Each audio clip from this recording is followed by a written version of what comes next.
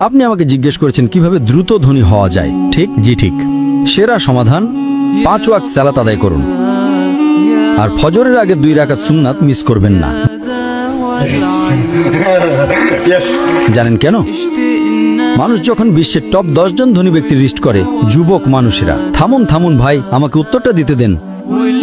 আমি উত্তর দিচ্ছি, আপনি বলছেন যুবক মানুষ। যুবক মানুষেরা, আমি উত্তর দিচ্ছি। আপনি জানেন শীর্ষ 10 জন ধনী ব্যক্তির তালিকায় 4 নম্বরে বিল গেটস, 2 নম্বরে জেফ বেজস, তো 3 নম্বরে জেফ বেজস, 2 নম্বরে এলন মাস্ক, 1 নম্বরে কে? একজন মুসলিম যে ফজরের সালাত এবং সুন্নাত আদায় করে, সে এদের চেয়েও ধনী। কারণ নবী সাল্লাল্লাহু আলাইহি ওয়াসাল্লাম বলেছেন যে ফজরের 2 রাকাত সুন্নাত পৃথিবী এবং এর মধ্যে যা কিছু আছে তার চেয়েও বেশি মূল্যবান। মানুষ এসে বলে, আমি 4 ওয়াক্ত পড়ি, ফজর সালাত মিস করি। আমি বললাম, কেন? আমি সকালে উঠতে পারি না।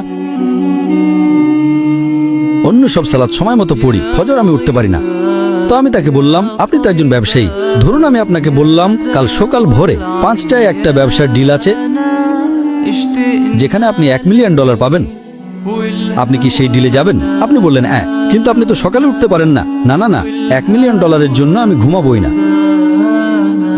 তাহলে $1 মিলিয়ন জন্য আপনি ঘুমান না, কিন্তু 2 রাকাত সুন্নাত যা পৃথিবী এবং এর মধ্যে যা কিছু আছে তার চেয়েও দামি, তার জন্য উঠতে পারেন না? ফজরের সালাতের মূল্য কত ভাবুন। সমস্যা হলো আমরা হাদিস শুনি কিন্তু বিশ্বাস করি না, কোরআন পড়ি কিন্তু বিশ্বাস করি না। আল্লাহ বলেছেন, তাই আমি বলি আমি কখনোই আমার ফজর মিস করব না, এমনকি আমার সুন্নাতও মিস করব না। কেউ আমাকে $1 মিলিয়ন দিলেও না। হ্যাঁ, সুন্নাত পড়া ফরজ নয়। আপনাকে যেটা বুঝতে হবে, যদি আপনি সত্যিই বিশ্বাস করেন, আপনি কি জানেন সেরা ব্যবসা কোনটা?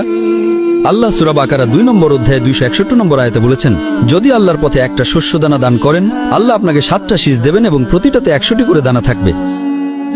তার মানে একটা দানা 700 গুণ হয়ে যায়।